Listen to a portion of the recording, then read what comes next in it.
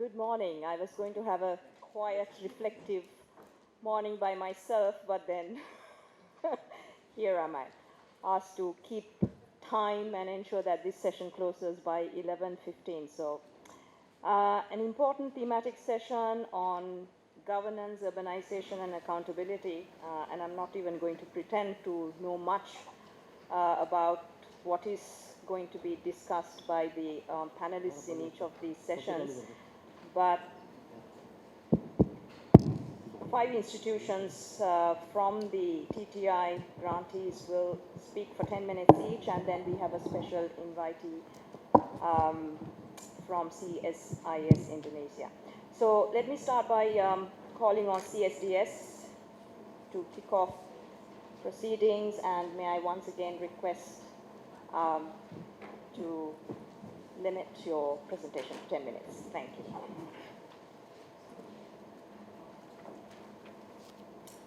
Hi, I'm Ravi Sundaram, and there are two of us here. There's me and my colleague Avadendra Sharan, so we'll be very quick. So essentially, what I'm going to open up with you today is introduce some of the work we've been doing in CSDS. And this work is really driven by one key provocation. And this key provocation is this. And this is the slow disintegration of something we designated as the city and ways of understanding the city in the past 100, 120 years. And much of our work in CSDS, including my own work, and I work on media and information and urbanism. So I come more from the humanities than from the social sciences.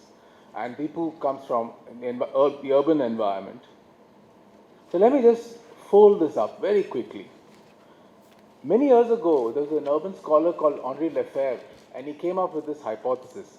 He said, society has been completely urbanized. By this, I think he meant that what the new urban condition that we face has replaced the old questions of the city, and the secret script of the city, which are what? The map and the plan. So this legible unit, which is the old legible unit, the map and the plan, have given way to kind of splintering urbanism. It's really a kind of really splintering urbanism, where there are all kinds of new players on the scene. So in the planning era, for example, the Delhi master plan in the 50s that I worked on in my last book is a good example. Information that circulated in the planning era really helped to produce the city as a visible, rational entity with a hierarchy of parts. This is what planning did. And this was done for the public, but particularly for post-colonial elites who were used to understand the city using the language of planning. And if you see the language of the 50s, this is really the dream of the 50s. And in the post-independence era, the urban model assumed that transparency would come to the master plan and architectural design. So urbanism and architectural design would produce the form of the city, and transparency would come through the language of the master plan. So in a sense today, the city has become a product of networks and new forms of circulation that bypass any effort to give the urban a coherent shape as in the old dream. This is the dream of the master plan, right?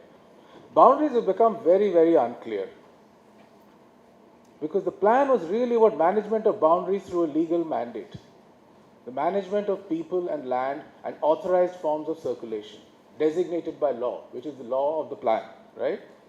So this is splintering urbanism. We are now faced with splintering urbanism. So the questions are really, really profound. Who asks the questions? How does information circulate? Who produces the information? Is the information public or not? So my own work really deals with media and information and how this information circulates. And this really addresses governance. My own work doesn't address governance, but it addresses governance in a very profound way. Most information on the city is outside the hands of the state. By information, I mean transportation information that all of you are producing right now in your phones, that is going through private transportation providers. Your own location, information on health, information on the air. These are forms of life that go well beyond labor and capital, right? and which are moving around all the time. This is really vastly different from the old model, which planning sought to understood. All urban events are now media events, which constantly changes the way we think about the urban. So there's a vast amount of information that is harvested by private transportation companies, security providers, activists. So we have to understand what we mean by the public now. What is the public in this city? And how do we understand this public in the city? So I'll leave it here, and I'll ask people to come in now.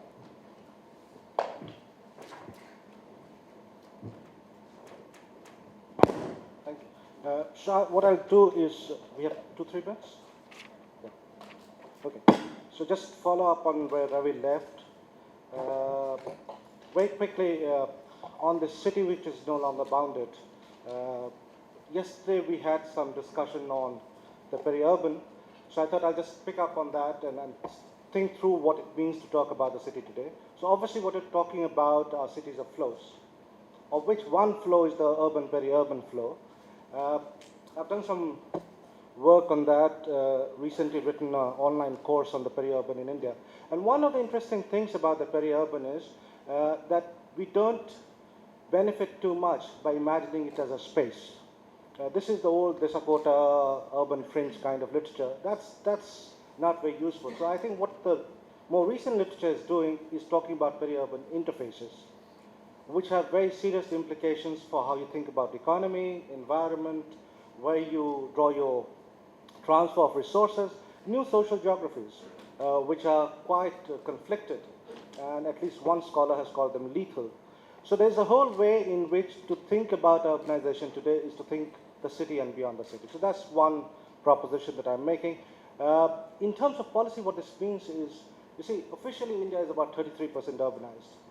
But there's a World Bank study that was out 2 years back that says if you take the peri-urban, India is about 50% and more urbanized. So this has very serious implications as to where we invest our monies and what we do with it. So that's the first point I wanted to make. The second point that I want to make is a kind of instinctive policy take which comes from my work on environment, which is there's a knee-jerk reaction to imagine South Asian cities as being 19th century European cities plus a couple of million more people. Now, that's not quite true. So just very quickly, to take one instance, one of the ways in which environment has been imagined is you move from poverty-related issues like clean water, then you move to industrial pollution, now you've come to climate change, and then at each stage the city has progressed, and that's how the Western city writes its own script. We have solved one thing, moved on to the next. My submission is that South Asian cities are distinctive because all of these exist simultaneously. So when we are thinking of our environments, there's no way we can think of this stage kind of thing, which has been very popular not only for the West, but also for how cities in Southeast Asia are written about. This kind of stage theory of progress. Third quick point, again picking up on something that came up yesterday, again thinking about the environment. One of the things that we want to do is not only tackle things after they have happened, so it's not only dealing with pollution and waste after it's been produced, but trying to reduce it. And one of the problems that happens with reduction, especially, is that you begin to intervene further upstream, and the outcomes become more and more uncertain. So one of the things that Radhika spoke of yesterday are ways in which you can narrow that uncertainty, which you can.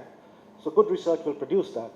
But there will always be arenas that remain uncertain. So to give you a quick example, when Delhi made a transition from diesel to CNG, compressed natural gas for public transport, there were two leading science bodies in the city, Center for Science and Environment and TERI, that were really fighting it out. They had very different data sets, they had very different evidence, they had very different policy prescriptions. And at one point in that debate, the then Chief Minister of the city said, I don't know what to do, I don't know what the truth is. So while we can work towards evidence-based policy making, I certainly feel that there will always be grounds to consider that if you don't have adequate evidence, what else do you bring on the table? What normative visions do you bring on the table? Or whatever else you bring on the table, it will always, that supplement will always be there. So we have to constantly keep thinking about it. Finally, just a word on the impact, just to pick up again something which I had mentioned yesterday in response to Susan's provocation, is there are two kinds of impacts we can imagine. One is impact on the object that one is researching, or the field that one is intervening in. So in my case, it might be the urban or the environment. But there's another impact. Is my work good enough to attract young scholars? Is it something that will help build a field or a domain of knowledge? So if you look at the literature on, say, environment in India, much of it is about rural environments. So if you want to attract students and younger scholars to this field, you have to produce research that is exciting, that is high quality, that is addressing the global literature, etc. So I think in terms of impact, there are two impacts. One impact is on the domain, but there's another very important impact on the people that you work with, younger scholars, students, etc., which I think in our context, given the state of our universities, is very, very important. And I'm not urging all think tanks to become that, but those think tanks that devote time to that, I think it's important for them to take that very seriously. So on that note, I'll just leave.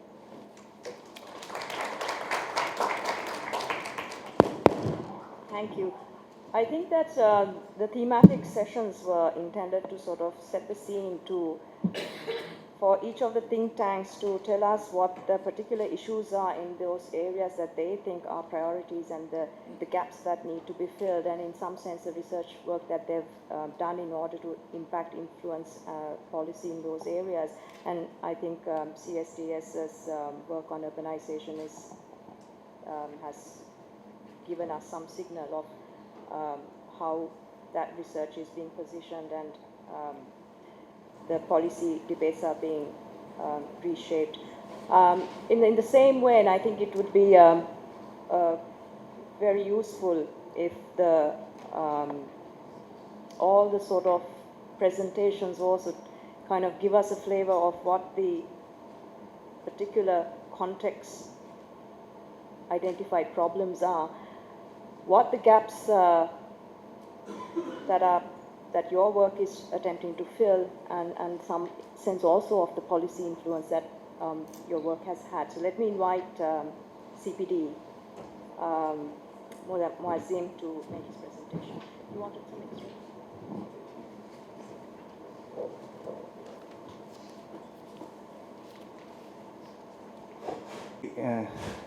Thank you, Chair. As I told you, and Dr. Samud, that I may need some 2-3 minutes more because I will show you a video at first, then I will make my presentation. I think as all of you are aware about the Rana Plaza incidents that happened in 2013 when a multi-story building collapsed in a nearby areas, suburb area, and over 1,000 workers have been died because of that incident. And this presentation is particularly related to that, where CPD and other 14 organizations have undertaken a civil society initiative to monitor the post-Rana Plaza deliverables. So in that context, we actually done lots of works over 2 years. So I will make my presentation on it. Show you the video.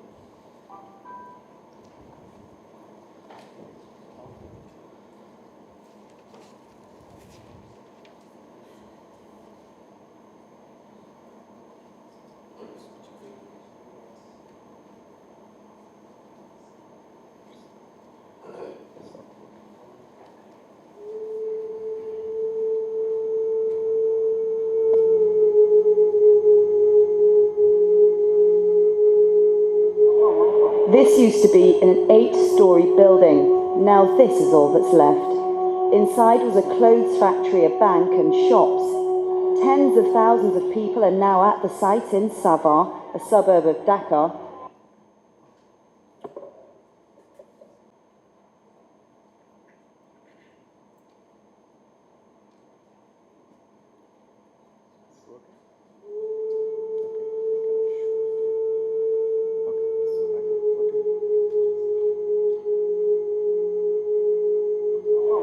This used to be an 8-story building.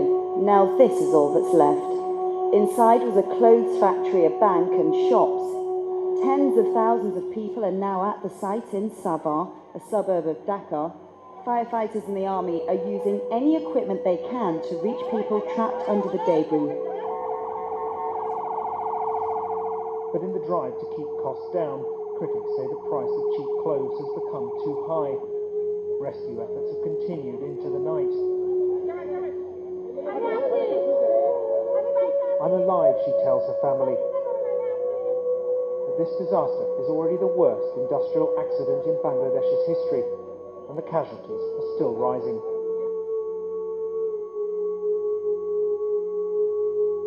24 April 2013 Bangladesh সময় সকাল 9:45। বিবিসির online খবরে ভেসে ওঠে বাংলাদেশের নাম। ভয়াবহ ভবন ধসে মৃত 87 জন। এখন পর্যন্ত যে সংখ্যা বেড়ে দাঁড়িয়েছে 1135 জনে।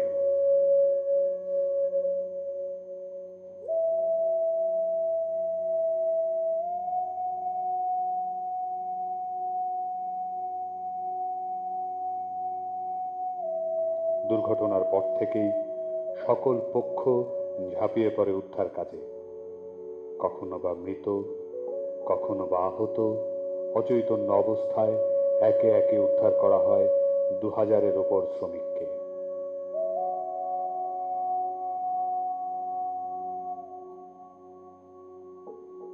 এত বড় দুর্ঘটনার পর সকলের চেষ্টা সত্ত্বেও নিখোঁজ রয়ে গেল বহু শ্রমিক।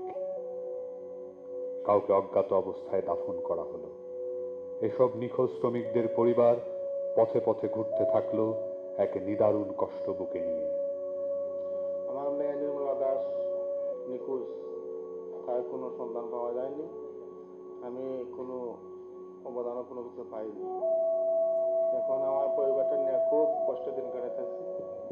আমার মেয়ে চাকরি করতো, যা পয়সা হলো তা দিয়ে আমরা জীবন যাপন করতাম। এখন আমি বিকাশ থেকে 2 বার পাইছি 30,000 টাকা, আর কোনো টাকাও পাইনি। বহু সংখ্যক মানুষ দুর্গতদের সাহায্যে এগিয়ে আসলো। এর ভেতরে প্রশিক্ষিত, অপ্রশিক্ষিত, তরুণ, বয়স্ক, নারী, পুরুষ, দেশি বিদেশি, যাদের হয়তো পূর্বে এরকম কাজ করবার কোনো অভিজ্ঞতাই নেই। আমাদের উদ্ধারকর্মীরা এখনো অনেক অসুস্থ আছে, যারা চাকরি হারাইছে, অসুস্থ আছে, মাথার কোমর ভাঙছে, বিভিন্ন হসপিটালে চিকিৎসা নিচ্ছে, যেমন বেশি ট্রিটমেন্ট নিচ্ছে বেস থেকে। তার পরবর্তী সময়ে কয়েকজন ভর্তি ছিল গণস্বাস্থ্য ফার্মাসিউটিক্যাল হসপিটাল ধানমন্ডিতে। তারপর বর্তমানে এখন কিছু ট্রিটমেন্ট নিতেছে সিআরপির থেকে। আমি নিজেও অসুস্থ ছিলাম, এখন অসুস্থ আছি, সম্পূর্ণ স্বাভাবিক জীবনে ফিরে আসতে পারিনি। দুর্ঘটনার পরপরই সরকার, বেসরকারি প্রতিষ্ঠান, বিদেশি প্রতিষ্ঠান সাহায্যের ঘোষণা দিল নিহত শ্রমিকদের জন্য, নিহত শ্রমিকদের পরিবারের জন্য, আহত শ্রমিকদের চিকিৎসার জন্য। এটি কোনো সাধারণ দুর্ঘটনা ছিল না। এটি আসলে দীর্ঘদিন থেকে শ্রমিকদের কর্মপরিবেশের নিরাপত্তা সহ বিভিন্ন বিষয়ে উদাসীনতার এক চরম ফলাফল। এর দায় থেকে মুক্ত হতে পারে না কেউ।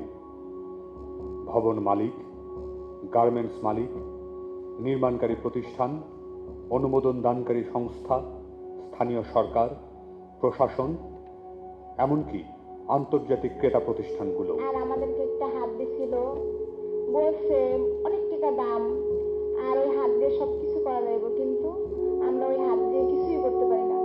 সবার কাছে অনেক মূল্য থাকলেও আমাদের কাছে নেই, কেননা আমরা যদি ওটা দিচ্ছি আমাদের কাজের জন্য, ওটা যদি আমরা কাজ করতে না পারি তাহলে ওটা তো আমার কাছে কোনো মূল্য নেই। দিছে আজকে 3-4 মাস, কিন্তু আজ পর্যন্ত আমি এত যাই আসি কোথাও কখনো ব্যবহার করতে পারি না। ওটা অনেক ওয়েট, ওটা পড়লে যাও আমরা মনে করি যে 2 দিন বাইসা থাকবো বেশি, কিন্তু ওটা পড়লে আমাদের শরীরে পুরো শক্তিটা ওই জায়গায় চলে যায়। সেদিন সকালে ওঠার আগে 4000 প্রাণ জানত না কিভাবে তাদের জীবন বদলে যাবে। সেসব শ্রমিকদের এবং তাদের পরিবারের দুর্দশা এখনো শেষ হয়নি। এখনো তারা এর ক্ষত বয়ে বেড়াচ্ছে। আমরা তাদের অধিকার কতটুকু প্রতিষ্ঠা করতে পেরেছি, আমরা কতটুকু পেরেছি তাদের কর্মপরিবেশের নিরাপত্তা নিশ্চিত করতে। ভবিষ্যৎ এ প্রশ্নগুলোর উত্তর দিয়ে দেবে।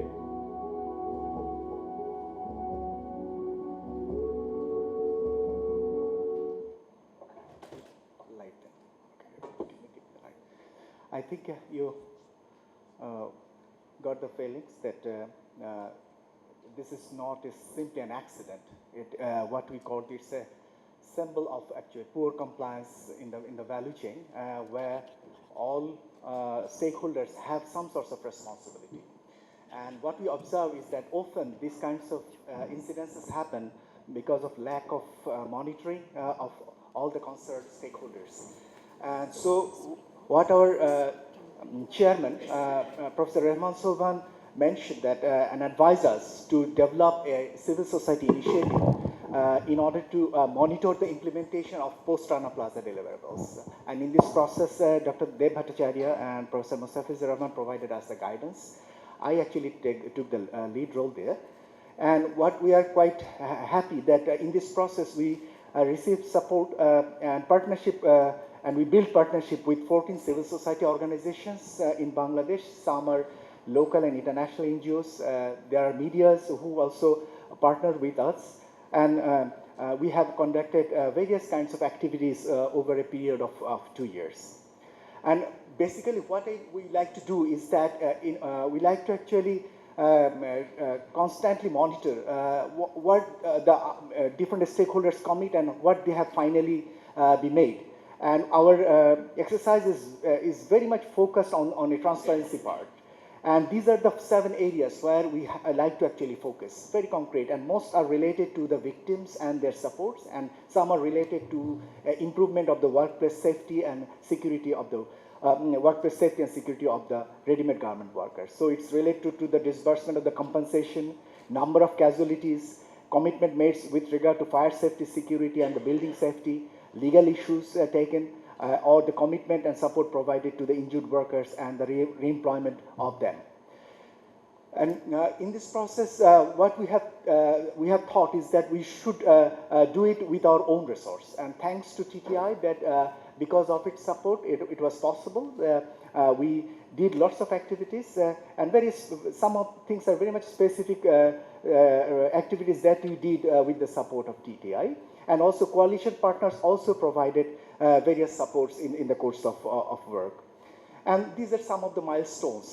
A number of activities we have done from 2013 to 2015. And those are, you will find some of the pictures here. What we did, we discussed and meet with the development partners, with the trade bodies, BGMEA, BKMEA. We organized dialogues. We organized 4 national level dialogues where all major stakeholders, including government, then trade bodies, trade unions, civil society, development partners have attended our programs. And also what we did is that we, instead of a regular kinds of event, we invited the victims in those events. Here you will see some of the victims who lost their limb, and a victim who gave birth her child after the accident. And then you will see that the father who lost, who is still not found her daughter. Then this is another victim who was re-employed but still have lots of challenges. So we invited them. And another thing we also did is that we prepared the kiosks to showcase various activities of the coalition partners. So lots of participants have attended and discussed the activities that has been done by our coalition partners. And in this process, what we did is that we prepared monitoring reports. Here are some of the monitoring reports of the Rana Plaza.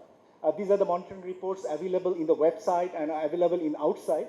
And some of the reports were widely downloaded from our website. I can remember the first monitoring report was downloaded around 1,400 copies from our website. So it's a got wide attention from local and international level. And also we wrote op-eds and provided interviews to national and international media on a regular basis.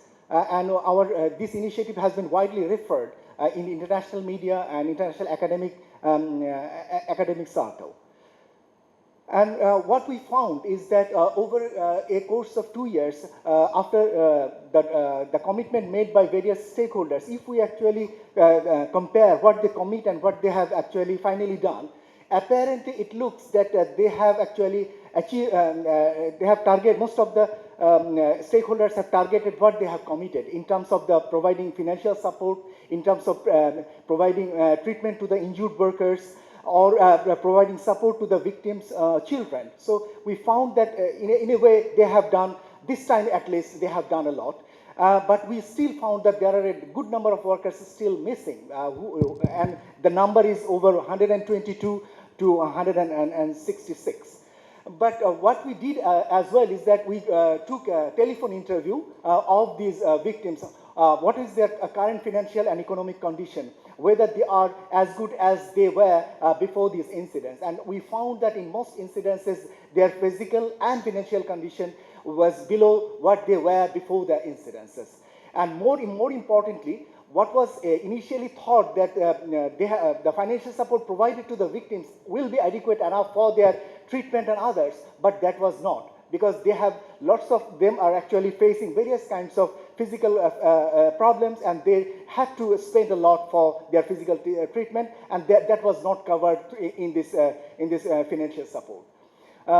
And we also monitored the private sector initiatives for monitoring and inspecting the factories, and we found that a good number of factories have already been inspected, but their corrective action plan has not yet fully been implemented.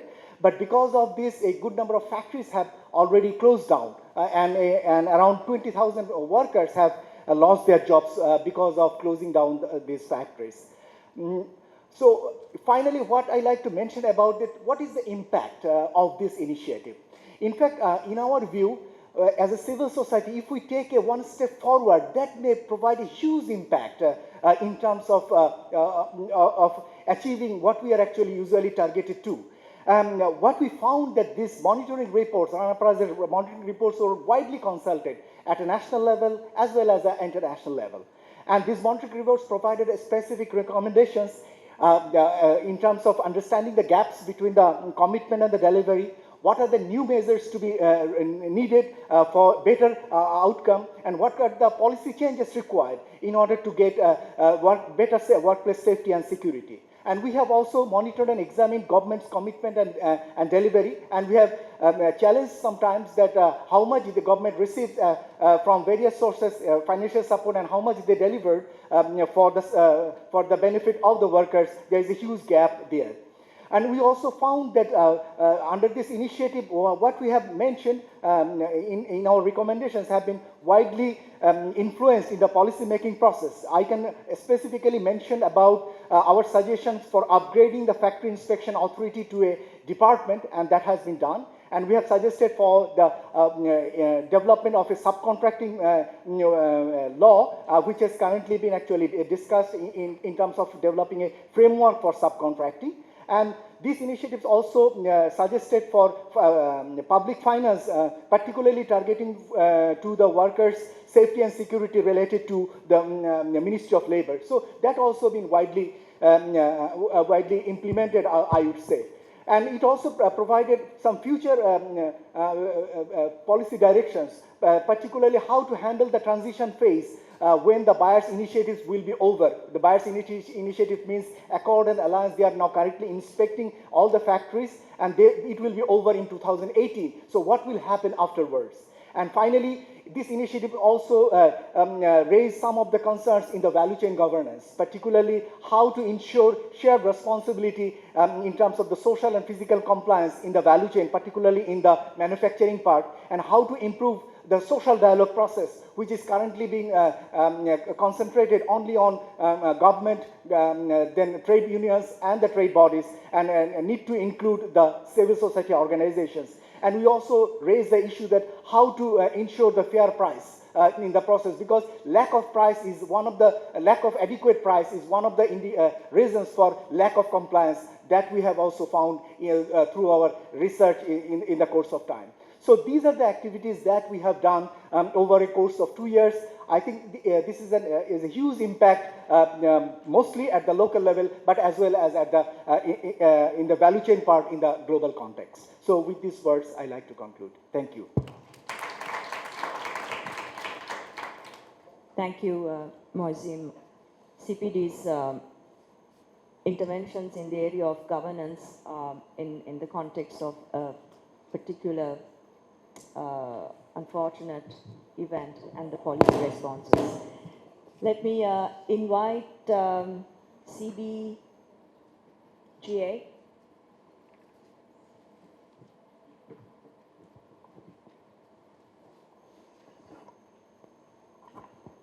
Good morning, everyone. In this very broad theme that we're looking at in this session, which is, talks about governance, accountability, and urbanization, gender is a critical challenge that spans across sectors. It's something that Khalida ji and many others have been drawing our attention to in the last 2 days. And so what I want to focus in the next 10 odd minutes is to talk a little bit about the work that CBGA has done on the issue of gender responsive budgeting, which spans almost over the last 10 years now. And basically what I'll be essentially covering in the presentation is starting with a very brief discussion on looking at the responsiveness of the fiscal policy to gender issues on the whole, looking at really what has happened under the implementation of the strategy now that we're 10 years into the strategy. And at this juncture, while there is a significant discourse that has developed around the issue, it is time to think about how we can take this discourse further and what can be done to deepen the debates and arguments around the issue. So before we really look at the whole issue of how the strategy has panned out across the last 10 years or so, the question that we want to look at first is how responsive is India's fiscal policy to the inclusion of women. And the first and foremost thing that I want to draw your attention to here is that when we're talking about government interventions to address gender concerns, the important thing to recognize is that women's dependence on public provisioning of essential services like health and education tend to be higher than that of men. Now, if I could just share an example on this, many studies have, for example, pointed to the fact that in India we often find now enrollment rates for girls in schools tend to be, in government schools tend to be higher than that of boys. And one interpretation of that is the fact that this feature is also attributable to the preference of families to want to send their male children to private education institutions which are perceived to be providing education of a better quality, and which thus manifests itself as a higher proportion of girls in public schools. And this is something that examples of such kind can be found across sectors. So there is basically a need to recognize that women are essentially concentrated in the low end of the income spectrum and have a high degree of dependence on publicly provided essential services. Now, when we look at the scope of the government then to be able to implement substantive programs in these very critical sectors, be it health, education, housing, sanitation, what stands out as a concern is the fact that due to India's low tax to GDP ratio, which is low compared to most developed countries, but also many of the developing countries, the total magnitude of public resources that available with the government are fairly low. And this has resulted in relatively low levels of public expenditure in the social sectors, both in social sectors as well as when we're looking at specific interventions designed exclusively for women. And how this is affecting really the implementation of programs in critical sectors is that there are two major concerns that we find when we're looking at these. One tends to be around the coverage of programs. For instance, yesterday we did talk about the one-stop crisis centers, which came down from about 600 as was planned earlier to less than 40 at present.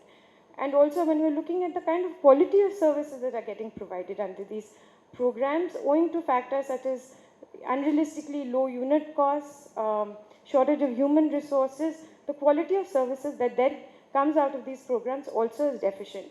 So while this is a problem in itself, when we're looking at it from a gender perspective, it becomes even more problematic because then women tend to be bearing a disproportionately adverse impact due to this situation. Now, against this backdrop, when we're looking at gender budgeting, what is gender budgeting? Against this backdrop, when we're looking at a situation where the kind of public expenditures that is taking place already limited, we find that within the inequitable and patriarchal structures that we're operating in, unless programs are designed in a way that they are addressing gender concerns, they're recognizing and then addressing gender concerns, women might not be able to derive equal benefit from these programs.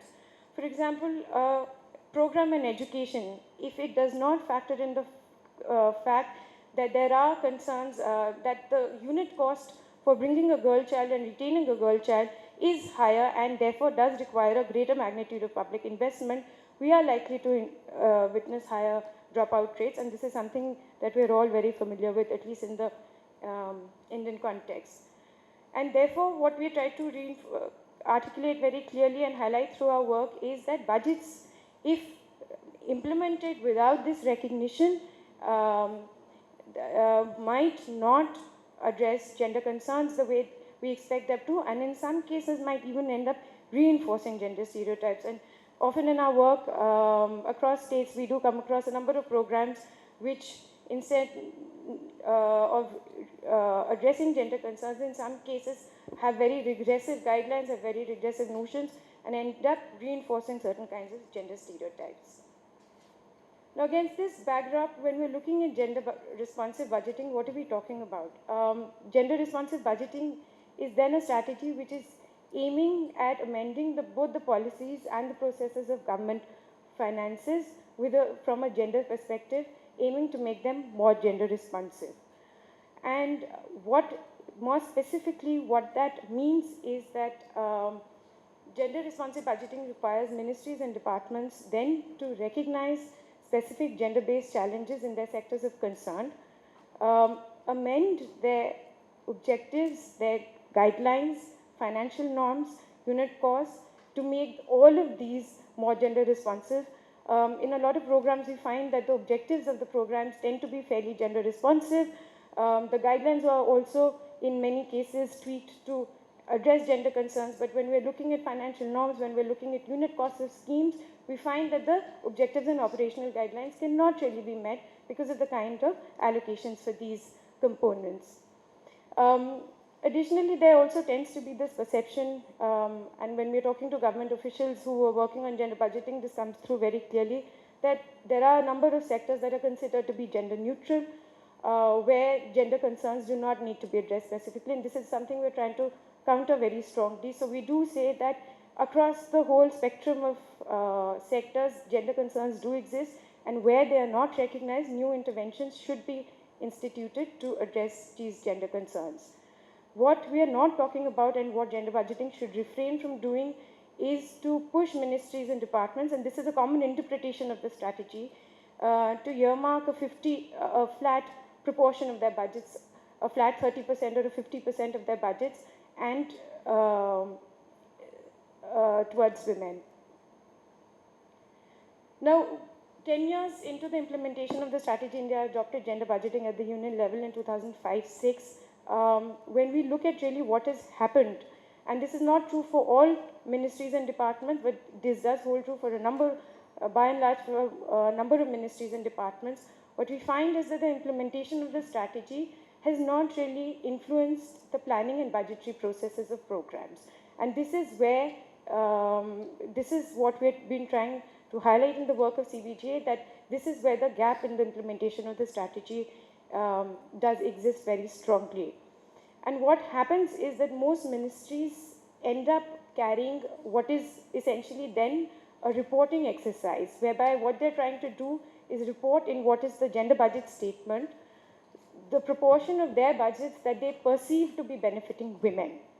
And often when we look at the gender budget statement and try and understand what is really happening, what we do find is that this reporting is also based on a number of assumptions, in many cases is not very substantiated. And so really the whole process then doesn't really fulfill the objective that the strategy is meant to. And the question that gets asked most often when we're talking of gender responsive budgeting is what is the proportion of the total budget that is being earmarked for women? And the whole discussion around gender budgeting tends to focus around that rather than really asking what are the kind of measures that we are introducing to address gender-based disadvantages, what is actually being done on that front, and what are the kind of resources that we are allocating for these measures. And so what we are talking about now is to kind of move from this focus on gender-specific expenditure to try and talk about more gender-responsive expenditure, which is actually looking at addressing gender-based disadvantages. Just to reflect for a moment on what CBGA has been doing on the front of gender-responsive budgeting over the last 10 years or so. Our work has been focused around the research on the issue of gender-responsive budgeting. We've been analyzing the gender budget statement of the union government and many of the state governments since the first gender budget statement was presented. And right from then, we've been writing extensively, we've been talking about what is the approach of the union ministries and many of the states to the issue of gender budgeting. In the initial years of after the introduction of the gender budget statement, a number of inconsistencies, a number of patriarchal assumptions, a number of examples of flawed reporting could be found in the gender budget statement. So a lot of our effort at that point was trying to understand what is really happening in the gender budget statement, writing about it extensively and trying to attract the attention of policymakers on that issue. In the initial years, we did write a lot about it. In fact, in the year after the introduction of the first gender budget statement, this was even acknowledged in the budget speech of the subsequent year, where the finance minister did admit that there were inconsistencies in the gender budget statement and that those would be rectified in the following years. The second plank on which we focused a lot of our effort is on generating evidence and resources for training and capacity building of officials who are involved in gender budgeting. And we contribute significantly to training programs of the Ministry of Women and Child Development, as well as many of the institutions of the State Institutes of Rural Development and the Administrative Training Institutes across various states. The third issue on which we have focused a lot of our effort is also on policy advocacy. We do recognize the key role that the Ministry of Finance has to play in strengthening the implementation of GRB. We do recognize that the Ministry of Finance has also taken a sort of step back over the last few years, and this is an area where we have tried to engage very significantly. We also engage with the Ministry of Women and Child Development. We have a collaboration with them on several different initiatives, and we're also engaging with state governments across different states to introduce gender budgeting where it has not been introduced and sort of strengthen it in states where it has been introduced. Having sort of overseen what really has happened over the year, at this juncture, 10 years into the discourse, the hour of the need is also to sort of deepen the discourse around gender responsive budgeting, to see how it can be applied and looked at in more depth. And in this respect, what I'm sharing very briefly is an outline of a study that we're doing on safety of women in public spaces in Delhi. And so we are taking the the framework on gender budgeting and trying to look at some questions in more detail. And what we're looking at is basically to look at how the governance and fiscal architecture of Delhi has constrained the efforts on women's safety in public, how this could be enhanced by the 3 levels of government, what measures could be instituted, the key processes that affect women's safety in Delhi, how gender responsive they are, and are we really looking at concerns of spatial inequity in the provision of services by government for the safety of women. There are a number of sectors that have been pointed out that have a bearing on women's safety in public spaces. I'm not going to get into details of this. Many women's rights activists and urban planners have pointed to a range of sectors. What we are looking at more specifically are areas where we find the implementation of these is suffering because of gaps in the fiscal policy and governance architecture. And the issues that we are looking at are public transport, policing, night shelters, sanitation, street lighting, and the issue of victim support and access to justice. And while there are a number of insights specifically in each of these sectors, I'm briefly going to just share key insights that we've drawn broadly across our analysis from these sectors. The first is that what we find is that there are several sectors where the whole issue of safety of women is yet to be, and vulnerability to violence is yet to be adequately recognized by these sectors. So for instance, in Delhi, when we're looking at the response of the health sector, and we've been tracking almost 40 hospitals in Delhi to understand how they're responding to the issue of sexual and physical violence for women, very little is being done on that front. When we look at legislations for women, we find that very little is being allocated for implementation and supporting mechanisms for upholding legislations for women. The other kind of issue that we face at the next level order is where we find that there are specific interventions by a number of agencies for the safety of women. However, the gender responsiveness of these is weak and it needs to be strengthened significantly. For example, when we're looking at the whole issue of homeless women and night shelters, we find that there are night shelters, but there are concerns when we're looking at how are these located, how are they designed, what are the sort of amenities that are being provided, and why are they, which basically brings us to the issue of whether women are able to access them, and if they're not accessing them, where do the gaps lie? Another example that I'd like to share is that public transport by the Delhi Transport Corporation. Now, they have a very interesting initiative on ladies' special services, but which are buses which run on specific routes only for women. But when we look at how this pans out, we find that this is restricted to less than 30 routes in Delhi, and the service is barely once a day. Again, sanitation is something in the Indian context, a lot has been written about this linkages between women's safety and sanitation. When we talk to government officials and the local bodies, they say that the number of toilets is enough and adequate resources have been provided for these. But the deeper issues here lie in the design of the toilet, the location of these toilets, and the kind of amenities that are being provided to ensure that women are being able to access these toilets without restrictions.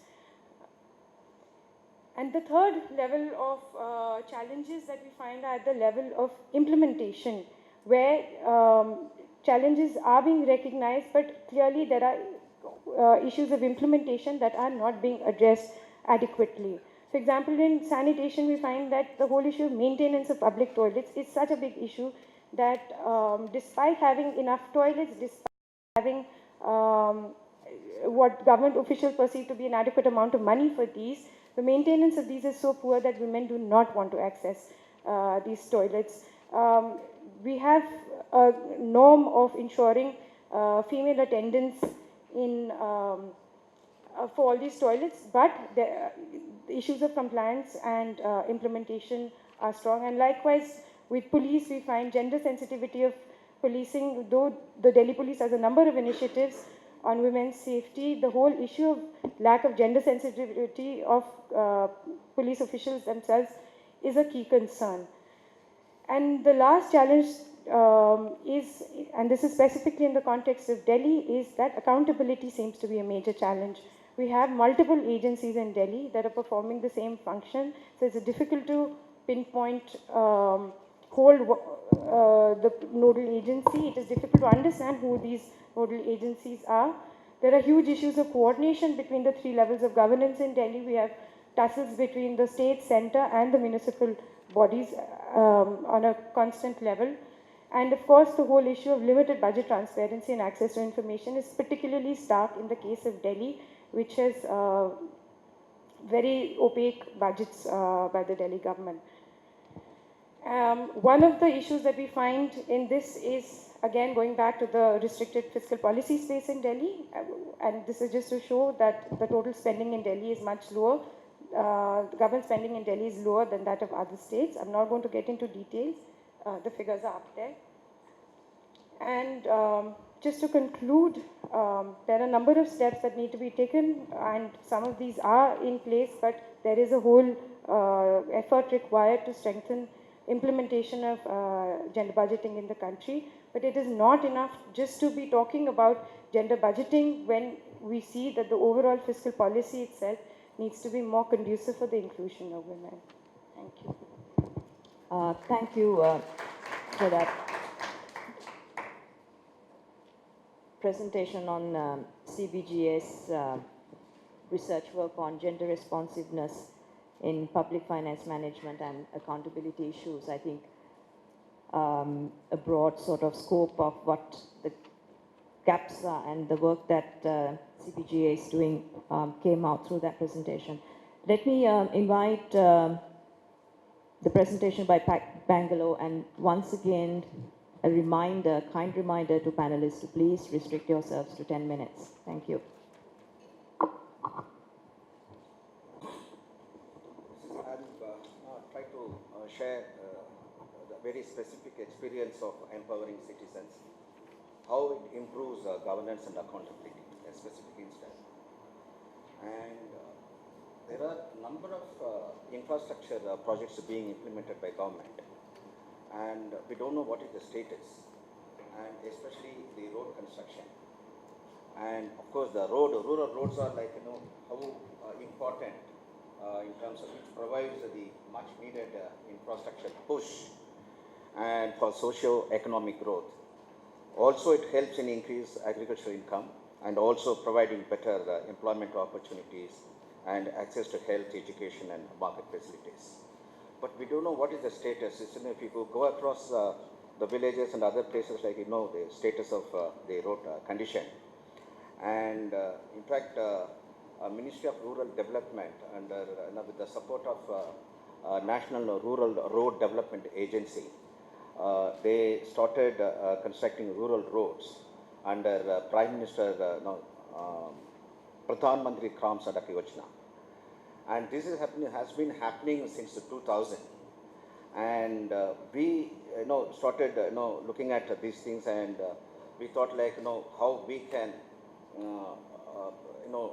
contribute towards the improvement of the condition of the roads and the quality and quantity of the rural road construction. This is called the citizen monitoring of PMGS roads. Right now, actually, we are working in 7 states with NRRDA, and where actually we are trying to identify the problems. What is basically what major problems the rural citizen the face is, they don't know, they are not knowing the technical details of the road condition. If only they know, actually, they can always go and check what is happening. Because right there actually it's happening in the village, but they are not able to understand what is going on. So not knowing the technical details of the road construction is the one limitation. And also we realized that it is not that difficult for them to understand like what are the quality and the quantity kind of parameters involved, and how to check all those parameters and specifications. They are not unable to understand what the work is going on, whether the work is progressing in the right direction or not. In case if they go and ask them, actually the kind of reply they get back is, what do you know about the construction? We thought actually we should empower them by providing building their capacity, the basic, the road construction details. And also they don't know, they are not aware of the platforms where they can go and put their grievances. So these are the 2 major problems they face by citizens. We thought like we address those issues. And basically the process what we are using is, we identify the volunteers from the villages.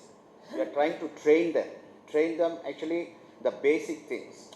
And the specifications are there, the road length, width, and also like the different layers, and how to identify what is to be done, and what are the quality, what are the aggregates of the stones kind of thing they are using, size of the stones.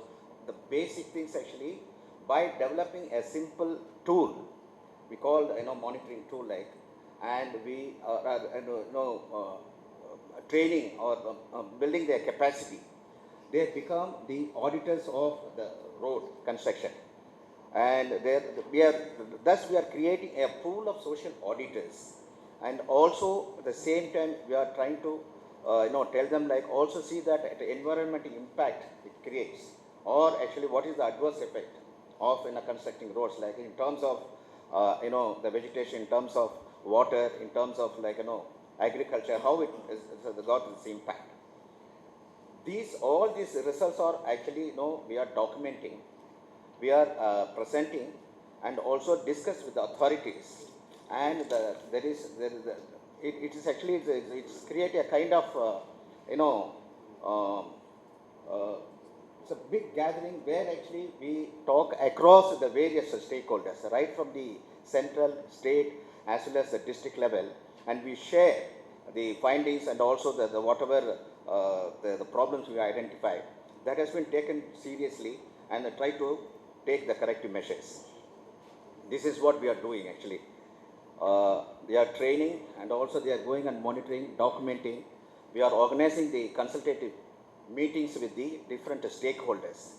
That has been discussed in detail, and that leads to, these are the various stakeholders: World Bank, Central Government, Minister of Rural Development, NRDA, State Government, PWD, NGOs, CSOs, district level, project implementation units, Taluk level, Gram Panchayat, and also they have been empowered now.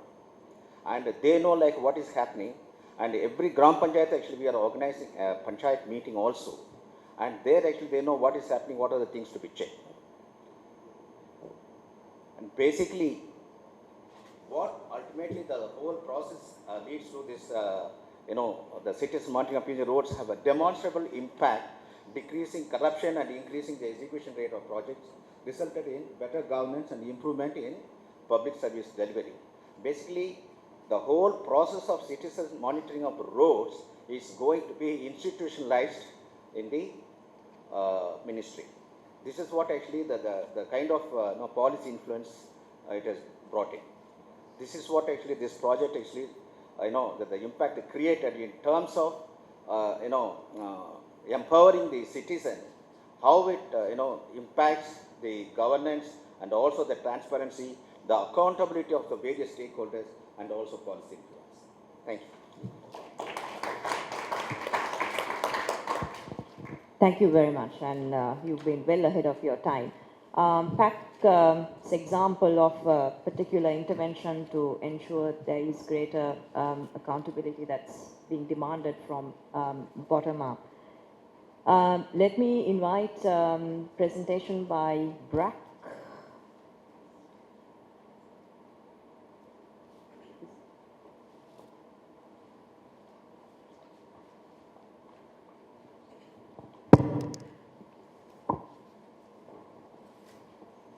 Sorry, I will take 1 minute to load my data.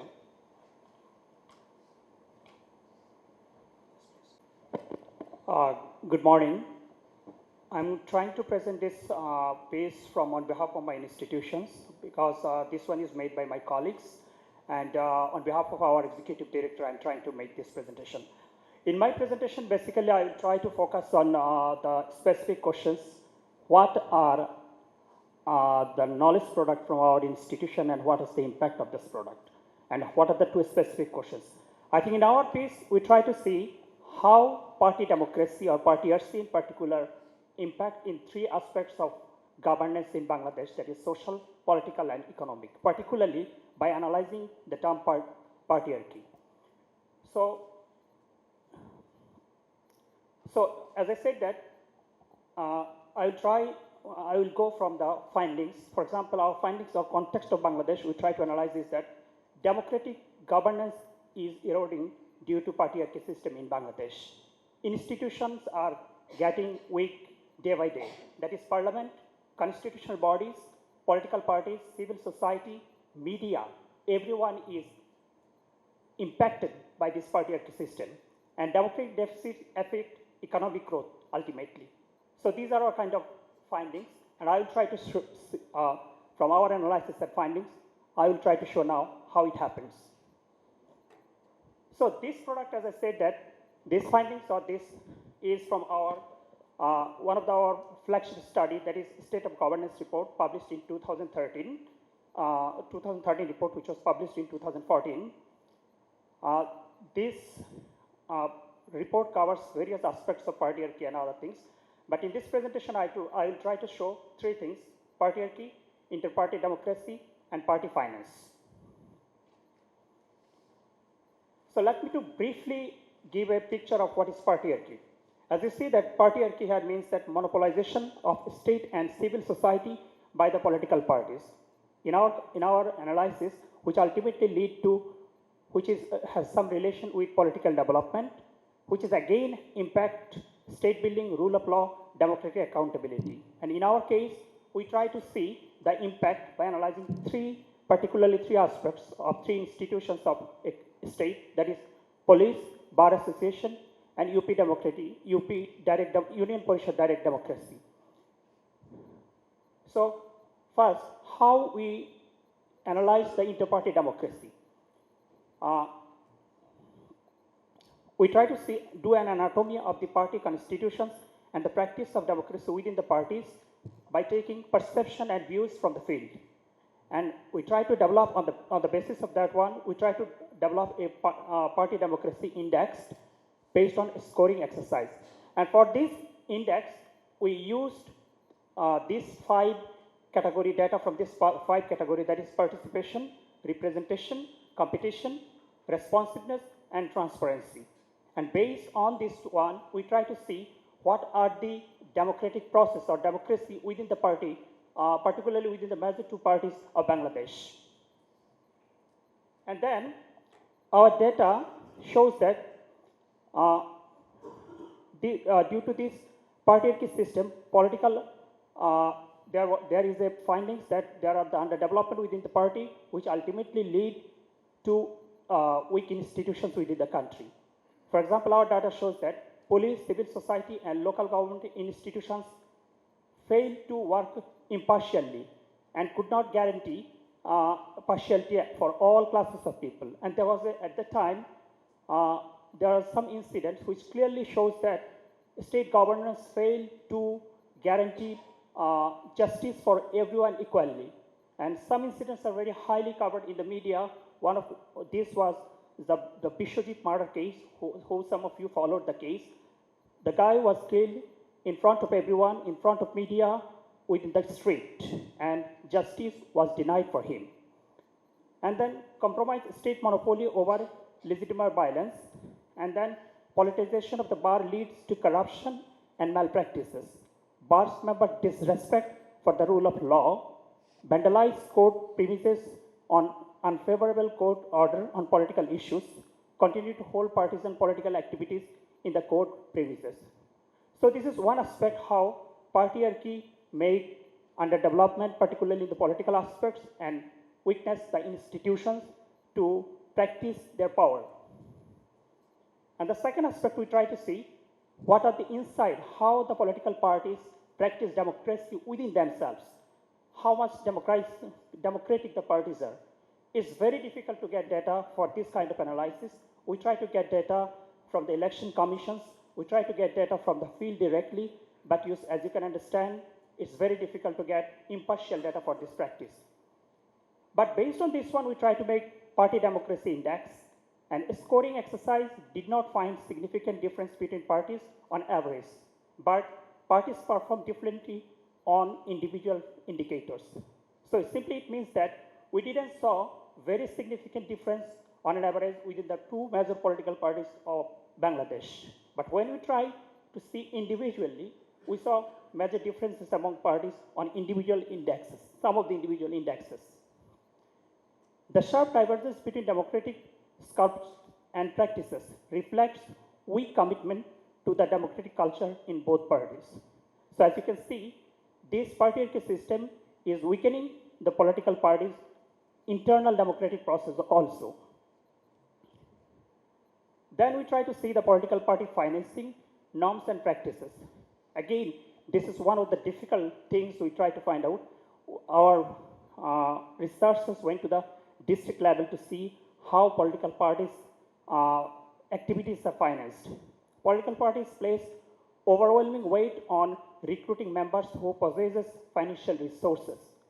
So their membership is kind of based on the financial commitment from whom they can get financial commitment. Significant deviation between what parties claim as their source of finance and actual practices, with hardly any money flows from district committees to central party funds. So they claim that major fund is coming from the district level, which is not true again. Political parties identify membership fees as major source of earnings for district units, but our key informant findings indicates otherwise. Political parties rely largely on business donations for their funding. So you can see there is a businessman and party connections which ultimately impact the economic system of the country again. And finally, divergence between the declaration of financial information to the election commission and actual expenses in election years, which is different actually, what the expenses and what is the reality. So, as I said that this kind of research was very difficult in Bangladesh context, but our researchers tried to make impartiality as much as possible by taking data and perception, using perceptions from the field. So what was the impact of knowledge? As I said, this is kind of like courageous trying, from our cases, and this effort was highly covered in media. As you can see, 49 print media and online media covered while this report was released at the time. And then 17 TV channels aired the news. And as a knowledge product, it was now widely used. TV talk shows widely used this report to to cite this report. Eminent civil society activities wrote newspaper op-ed based on this report. And more interestingly, the term patriarchy was cited widely after this report published in Bangladesh. So I think this way, this report tried to make some knowledge impact within the political community, within the civil society, within the donor organizations to see the inter-party political system in Bangladesh, which we can claim some kind of, beginning of this kind of practice from the civil society side in Bangladesh context. Thank you very much. This is from our part. Thank you for BRAC's presentation on how they use their state of governance report to substantiate some of the weaknesses in accountability and governance issues in Bangladesh. Let me now invite Madalena, who is the Deputy Executive Director of the Center for Strategic and International Studies based in Jakarta, who is a special invitee to this session.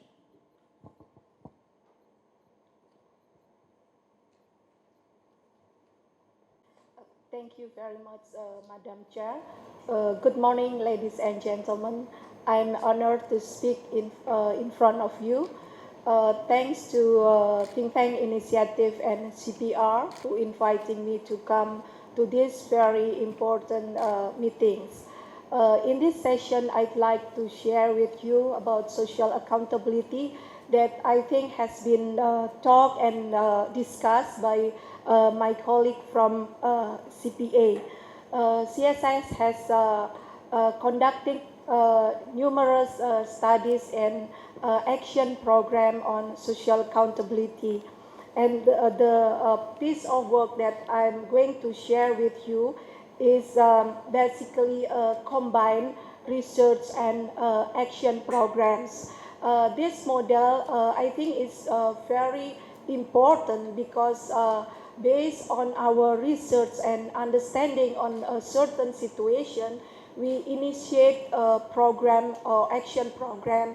And at this time, we can enrich and improve our understanding, theory, and research from the initiative.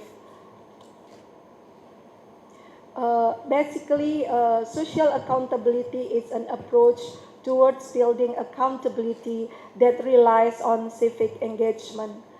This means that government open up their bureaucracies to pressure from below. This topic is very important for the following reasons. Firstly, accountability is one of the main elements of good governance. However, state-initiated public accountability mechanisms have normally had limited success. As such, attention should be paid to the demand side of good governance, that is, to strengthen the voice and capacity of citizens so that they could directly demand greater accountability and responsiveness from public official and service provider. Secondly, social accountability is important because it improves governance, meaning it enhances the ability of citizens to voice their concern in more constructive ways so as to increase the chances for positive change.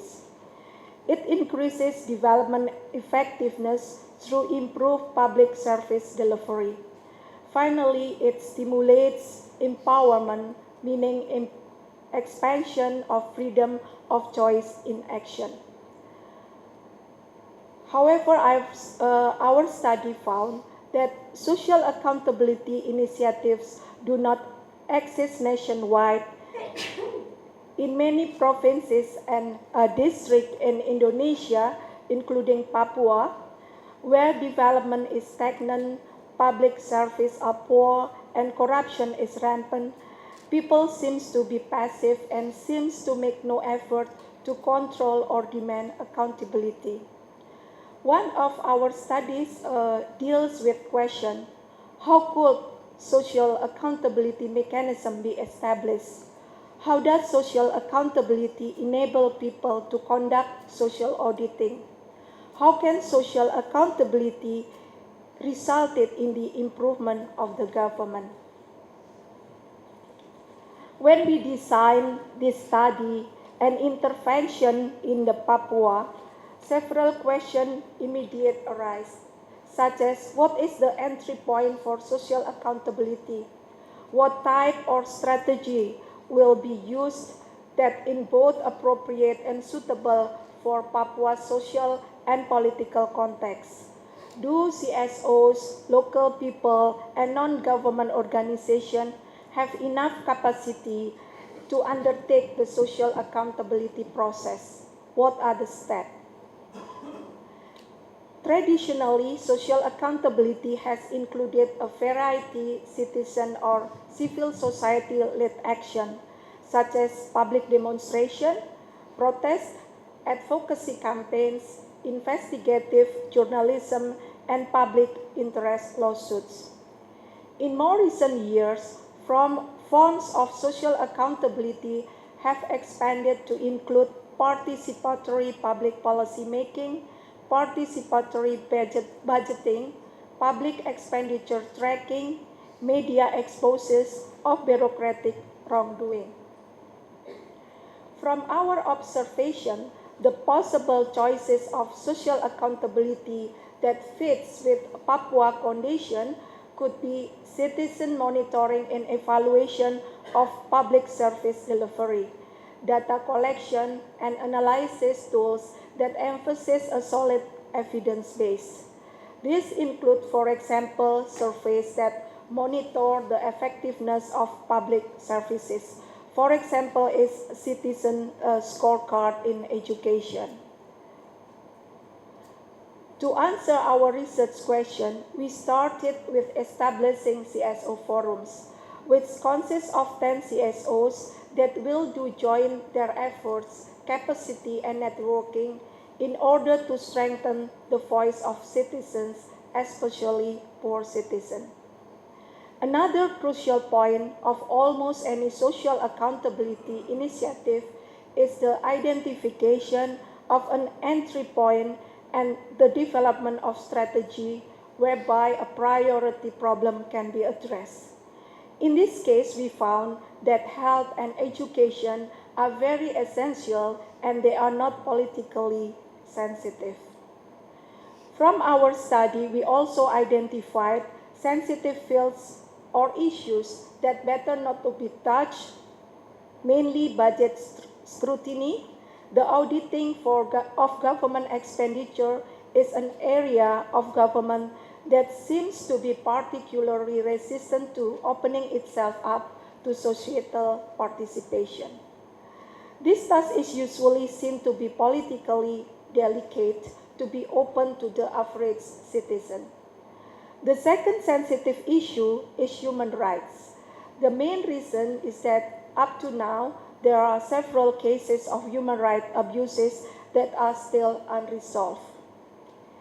It is worthy to note that any CSO should not use confrontational strategies to create an accountable government. Since the government will not listen to CSOs, the process does not align with the government. Without state support or at least tolerance, any form of social accountability will most likely be repressed or rendered ineffective. Therefore, the foundation of the design of social accountability should involve the construction of a relationship between state and society. Synergy between CSO and government is not easy to do. In the Papuan context, the relations between CSO and government has been complicated by previous conflicts rooted on the people's disappointment with the central government and their failure of providing welfare and improving the people's quality of life. The most effective strategies usually involve direct interaction and negotiation with the concerned government counterparts, and in some cases, the institution of mechanisms for ongoing consultation and dialogue. To create good communication and good rapport between government and CSO, some elements need to be considered.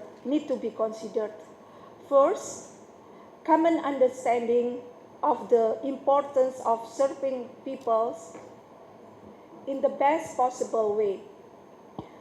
Understanding roles and position of each party so they can base on their competitive advantage and complementary status. Building trust and rapport among the two parties that can be used as the basis of social accountability.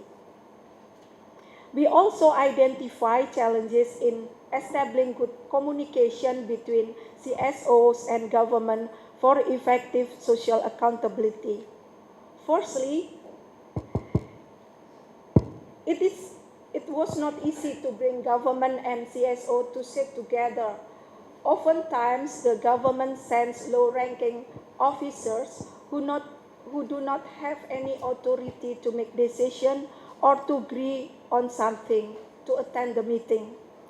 Secondly, if the boss comes, they usually come as an individual and not on behalf of their institution.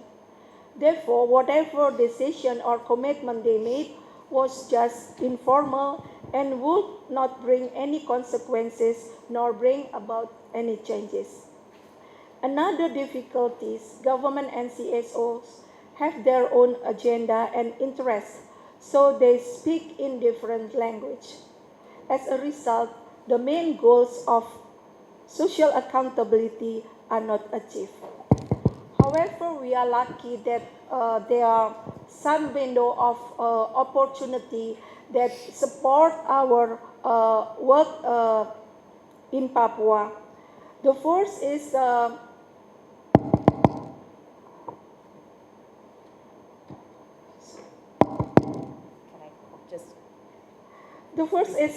transparency.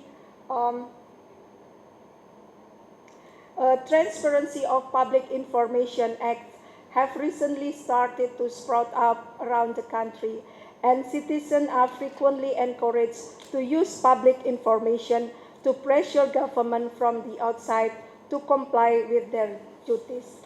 Second opportunity is commitment from some reform-minded government officers to support this movement.